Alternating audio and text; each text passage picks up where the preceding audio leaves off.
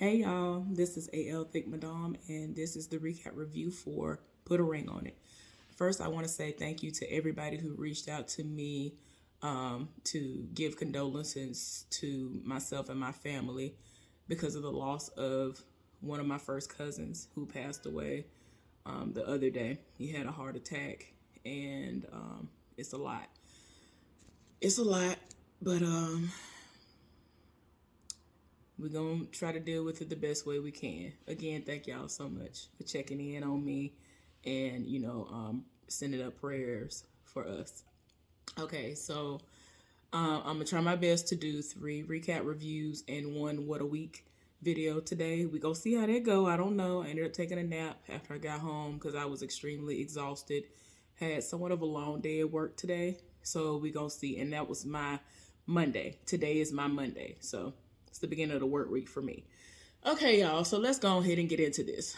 So the episode started where it left off, where Shay left out because she got emotional because while she's trying to explain what all happened and why she feels the way she feels and how Alfonso does not do what he needs to do to say, hey, this is my woman, let me stand up for her. I should have been allowed my family to meet you. And he's just letting everybody do what they want to do and being just dismissive to her feelings. She walked off. She went somewhere, closed the door, and, cried, got emotional, and then she eventually came out after she had recomposed herself. And even when she reemerged, he had this, I'm still kind of laughing it off type of attitude. And I cannot stand when I'm being serious with somebody and they want to laugh. That's just something that always made me want to just slap the fight or somebody. I can't stand that. I'm being serious. I'm being serious with you. I'm communicating my feelings and you want to laugh. I don't understand that. And it's not like it's a nervous laugh or something. It's just, it comes off as I don't care. So, but he has this thing where, my mama, and I can't make people do whatever, but you're not even trying. That's my issue. So then moving on to Charlena and Otis. So she's explaining to Dr. Nicole how her date went. And of course, we get to the part where she tells her that she brought flowers home and he threw them in the trash. He gonna try to say that, that's disrespectful and she should know that that's disrespectful and all this other stuff. And then he even tried to play Dr. Nicole. He really tried to play that situation about him telling her that she's dirty, trying to make it seem like, oh no, it's, I was just saying to her, why don't you just take a beat and, go take a shower and whatever. No, you straight up told her she was dirty and the connotation in which you used came off disrespectful. You were the only disrespectful person in this whole scenario. That's what tripped me out. And he really does have this controlling energy that radiates off of him even through the TV screen. And I ain't here for it. I don't know why she was drawn into him. After realizing how strong this energy was, I don't understand why she's still there. But I don't see this lasting no time. Because when you're dealing with somebody like him who feels as though he's traditional, but he really is just controlling. He wants to control the situation. He wants to be able to do what he want to do, but he wants you to be out here and not live your life, and he want to have you bogged down. I can't do it. I can feel his energy from across the room. It was too much. It was way too much. And even it's funny, and I love the fact that Dr. Nicole was able to pull out of everything that he said that he is controlling and that he need to go somewhere and sit down because it was some puppeteering that he was trying to do. And she, politely explained that if you think that this puppeteering and controlling and all this stuff is going to be a part of the process and that it's going to work, that's not how this works. Because it was clear that he was over here trying to pull some strings and he was over here doing the most. I still can't get over the fact that he sat up there and he really told her that she was dirty. And you could tell the way in which he said it, it was meant to hurt her. And he really tried to make it seem like she was out here like that with somebody or something. She went and she played soccer with someone and didn't even stop to get nothing to eat. They didn't even do the activity and then went to get something to eat. It's like she knows what type of time he on, so she just came straight home. Like, girl, I'm just saying, I've been there, done that. It used to be it got into that controlling nature with my ex. So that's why once I realized she didn't even stop getting nothing to eat, like they didn't even have nothing to eat. So she came home just knowing that, oh, he gonna be on something. Let me just come straight home. We ain't even gonna go get nothing to eat. Because if you've never played soccer, you do not understand. That is going to be you working up a real appetite. So she didn't even stop to get nothing to eat. She came straight to the house where he was cooking a meal for two. So it's like, she already know what type of time he on. So she was like, let me go ahead and get to the house because he gonna act a fool. But she loves flowers. And then he really was like, I'm not here for it, and threw him in the trash. There was no reason for him to do that. My thing is, if you are confident in yourself and you know that you are going to be able to get through this process and you know this person is for you, there was no reason for you to feel the way that you felt, especially for you to sit up there and throw flowers in the trash. If you are the prize, then why would you feel threatened by a random person giving your woman flowers? That was crazy. So anyway, I'm glad Dr. Nicole saw through the foolishness, because he really tried to play it like, oh no, I was just saying, oh no, just take a shower. No, that's not how you meant it. You literally told her that she was dirty, and the way you said it, you was wrong, and you tried it. And then I forgot to mention last time the way that she started crying when he was at the table eating by himself, when she had to heat up leftovers, because that's how mad and petty he was in that moment. I can't. And see, the thing is, that resonated with me because I allowed my ex to try me in that way before, to where things got so bad that he would try me. He would be out here thotting and bopping. He was the one out here trying me, but he would try to flip stuff to make it seem like I'm doing something wrong. And that's exactly what was happening in this situation, at least from my perspective. And then you're left feeling like, oh no, I've done something wrong. And now you're hurt. You over here hurt. You over here crying and upset when you weren't even the problem. The problem is him. I ain't trying to make it seem like she's an angel. I'm not over here trying to take up for her because she's a woman. In this entire situation, from the beginning to the end, from what we've seen just from this date, he on some foolishness. It just is what it is. So anyway, moving on to Shorty and her old man. I don't know why I can't never think of his name. Anyway, so she let everybody know how her date went with Hollywood and all of that. And what's his name? Terrence or something? Child, I don't remember what his name is. I'm sorry. I'm not trying to be dismissive or none of that. I'm really not. I'm just... So anyway, so ended up telling them how, the date went well, and the fact that she was able to have a good communication with him, great dialogue. He actually wanted to talk. He actually wanted to express himself. Her man does not do that.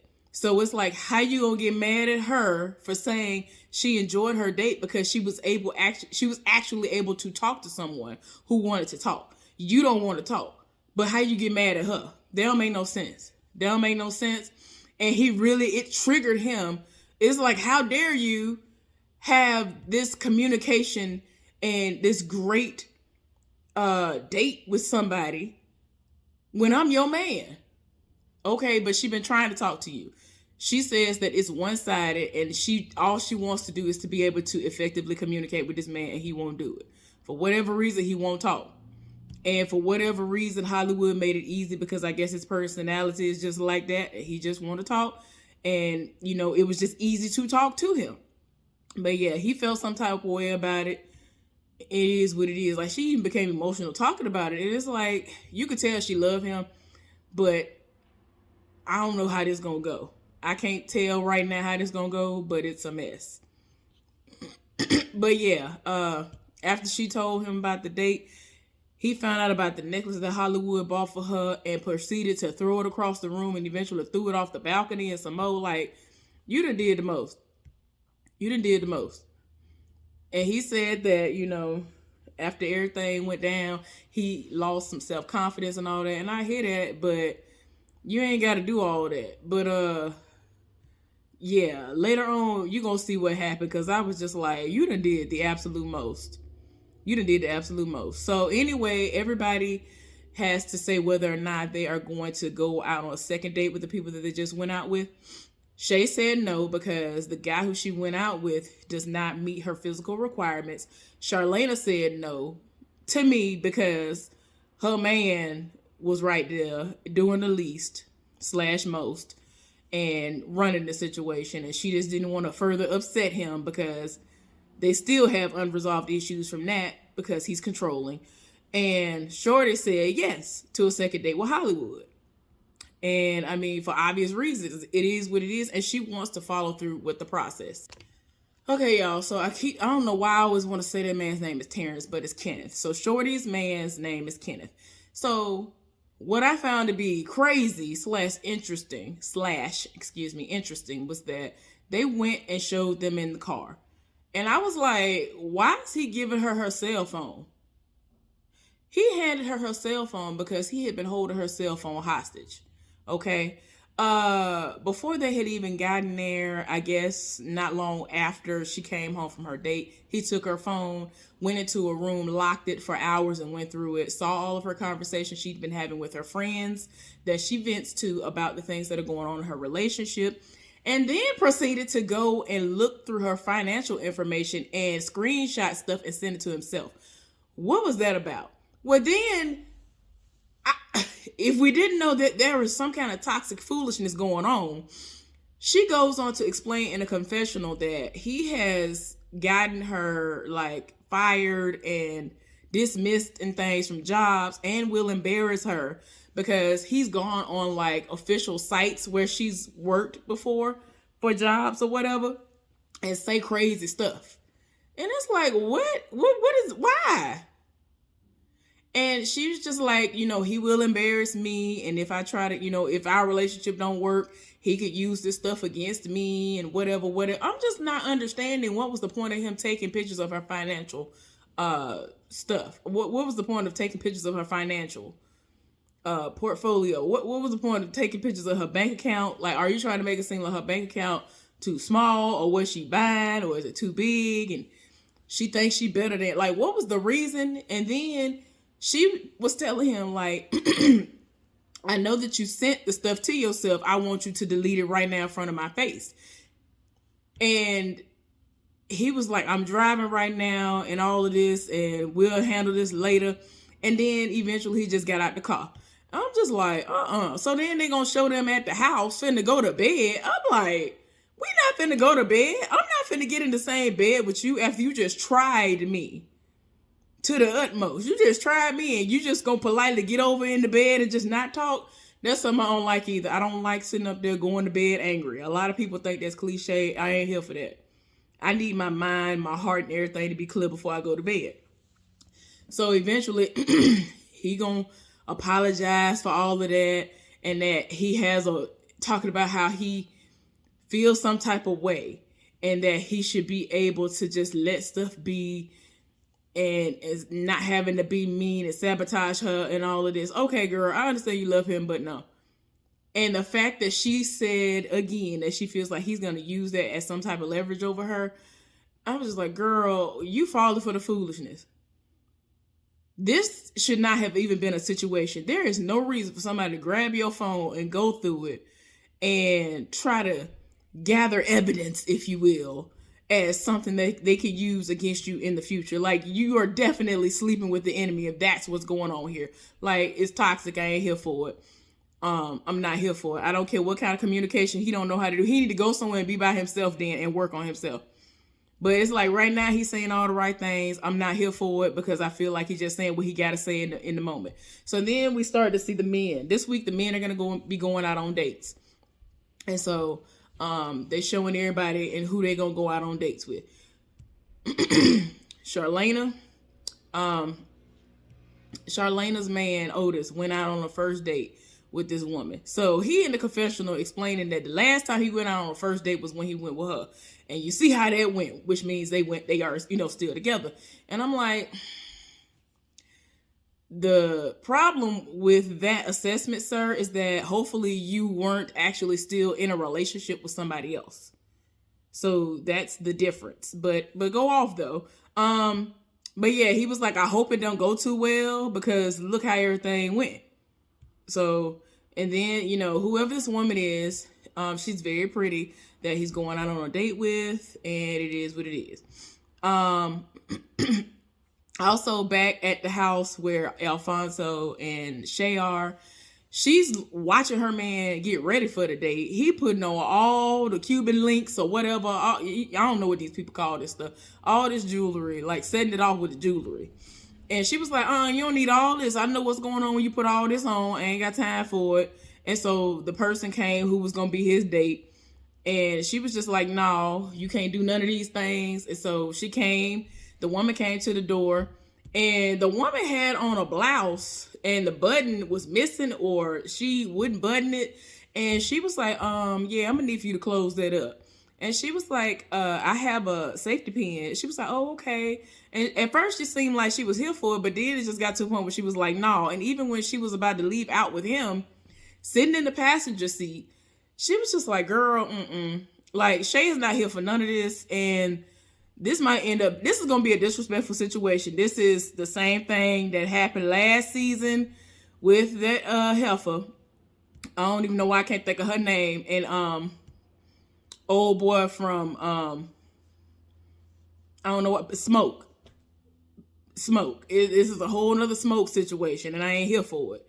And Kai, Smoking Kai. This is literally Smoking Kai again. And I'm not here for it. And I'm gonna tell you why later on. So anyway, they end up leaving, and it's to the point where she is outside on the windshield, tapping on the windshield because she don't like that the woman to put her arm on the armrest and all this other stuff. I'm like, child, this is too much. So anyway, Alfonso and the woman go out on a date, and so she want to know why they there and what's going on with him. And they start talking about the fact that he has 3 kids and that Shay doesn't have any. And he trying to make it seem like, you know, even though I don't want no more kids, I feel like I'm going to be with her. So if she want me to have a child with her, I'm willing to do that. But I really don't want no kids. And so she was like, oh, so what are, you know, the things that we can and can't do or whatever. And so he said, he listed off everything that can happen, like that are boundaries. And no touching was a part of it. So this heifer proceeded to do his beard like that. So she was like, well, how about this? Is this okay? I was like, ooh, child, I can't. You know you wrong. You know you wrong. You knew you was wrong for doing that. I'm just saying. And men get their entire life. A lot of these dudes, beards are the thing. That beards are here. Like, that will get you, man, I promise you. I feel like if Shay was in that room and saw her do that, she would have jumped across a table and slapped her, beat her down. Something would have popped off because that was very disrespectful, whether she wanted to admit it or not. And he even knew he was wrong. He even was cheesing after she did it. But anyway, it is what it is. I'm not here for this heifer doing this. I'm not here for it. And then, like, it's crazy because he is actually her type. Everything that he embodies physically is what she likes in a man. And I'm like, Lord. So, of course, she gonna be Kai number 2. Like, this is what we doing? Oh, okay. So, anyway, we end up seeing Otis on his date with the person that he went out with. And they went to this cake and sip situation where they are decorating cakes and all this. And coincidentally, one of the decorations was flowers. And so I was like, okay. All right. So, he and the date were talking, and they seem like they all right or whatever, whatever. And I'm like, okay, cool, whatever. I don't know. I'm not really. I mean, it seemed like it went okay. It wasn't nothing that made me feel like, woo, this is a great connection or whatever. Like, it just seemed like they were just there having a random date. It wasn't nothing really out there. So then we end up seeing Kenneth going out on his date with somebody, and he was so deep in his feelings about what happened, and and you know, he was so deep in his feelings about how everything happened with between him and Shorty that he really wasn't there, and you could tell. I mean, old girl was even talking about how his accent was cute and all that other stuff, but he wasn't really paying attention to her. Like, I got to stop doing this. I keep on hitting this button to turn everything. I don't know what's wrong with me. But anyway, so when Kenneth was out on his date, like, the girl, you know, basically had to like start the conversation off, and I was just like, woo, child, see, this is what Shorty ain't here for. This is why Shorty be saying what she's saying, because she had to say, oh, well, I never told you what I do. Like, instead of him saying, well, hey, how you doing? So what do you do? You know, whatever, kind of trying to lead the conversation. Like, he was just there. Like, people have to like drag a conversation out of him, so I can see why Shorty says what she says. So the woman had to say, oh, well, I own my own business. It's a clothing business, a clothing boutique for like small petite women and all this other stuff. And so like he ended up having to apologize to her, because he was just like, well, I'm not really here like that, because, you know, me and my girl going through some things or whatever. And I was like, child, you can tell he really is deep in his feelings about what happened. So Charlena and Otis are talking about his date, and then when he brought the cake in, he talking about the cake was for her, and she was like, are those flowers?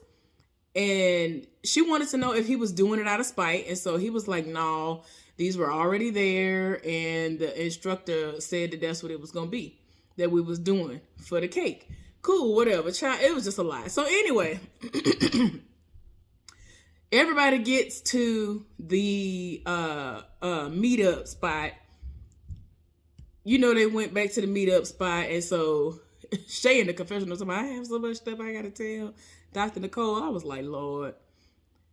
Alfonso actually told everybody what happened and how she reacted to the date. She over in the confessional talking about some, I gotta tell Dr. Nicole, because if he go out on another date, it's gonna be a problem. He can't go out on no more dates. I'm like, so none of y'all are here for the process then. Like, some of y'all act like y'all haven't seen the show. Now, Shorty and them, they remember old boy from the last season. I'm not gonna try to hold everybody and make it seem like, oh, I know y'all know what the show is about. But they tell y'all what is going to entail, so y'all know what is expected of y'all. So you can't even if you haven't seen the show, you know what you are going to be expected to do. So he ended up explaining everything she did and how she was acting like she did do the most. And he was just like, and she was just like, look, she was inappropriate, the way she had her blouse open, and I was like, well, you right, but these heifers gonna do what they want to do. And she trifling. I'm telling y'all, this heifer's gonna be Kai number 2. So apparently he be doing stuff online, and he does have, whatever his line of work is, he has to be like around a lot of people, and people live for him. He ain't no ugly dude. Even though he's a big dude, he ain't no ugly dude. He ain't really sloppy with it. So that's another thing. He actually has a nice smile and all of that too. So it's like the beard, the smile, the chocolatiness, like everything about him that's on the physical side of it, women are going to be here for it. So it's just a matter of, is he going to keep it in his pants? Is he going to go somewhere and sit down and not try to get people to, you know, come to him? Or is he going to, you know, not approach people? That's the thing. Because you can look however you look.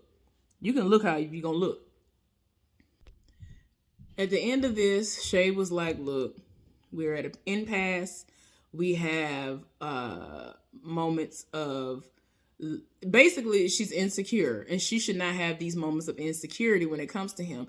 And coupled with the fact that her would have been, you know, mother-in-law had they actually gotten married.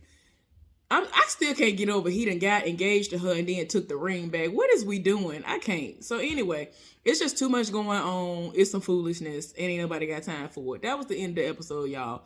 Hopefully y'all enjoyed the recap review of Put a Ring on It. I will be back shortly with